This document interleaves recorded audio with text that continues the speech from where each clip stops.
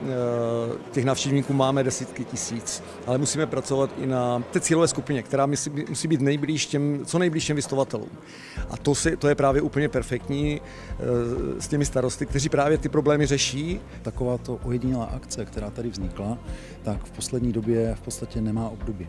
V České republice se na jednom místě nesešlo tolik starostů tady v Moravskoslezském kraji. Já jsem ostravský patriot, takže mám radost, že to je v rámci Infotermy.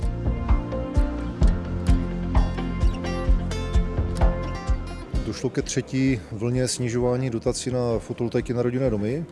Zároveň kvůli nové legislativy se zvýšily náklady na instalace zhruba o nějakých 50 až 100 tisíc na jeden rodinný dům.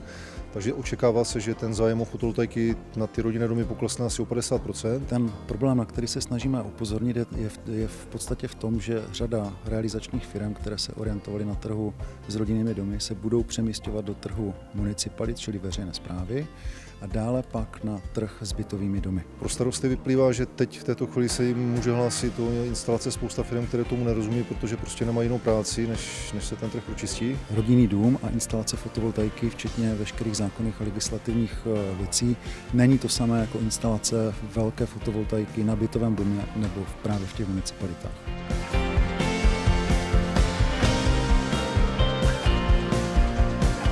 Nejdůležitější je spolehnout se na někoho, kdo už to dělal, teda mít nějaké reference a že vůbec nejde o ekologii, ale o ekonomiku. Forma sdílení energie je opravdu důležitá a do budoucna to je to, co potřebujeme vyřešit i v rámci distribuční soustavy, zatížení a dalších možností i pro energetickou soběstačnost.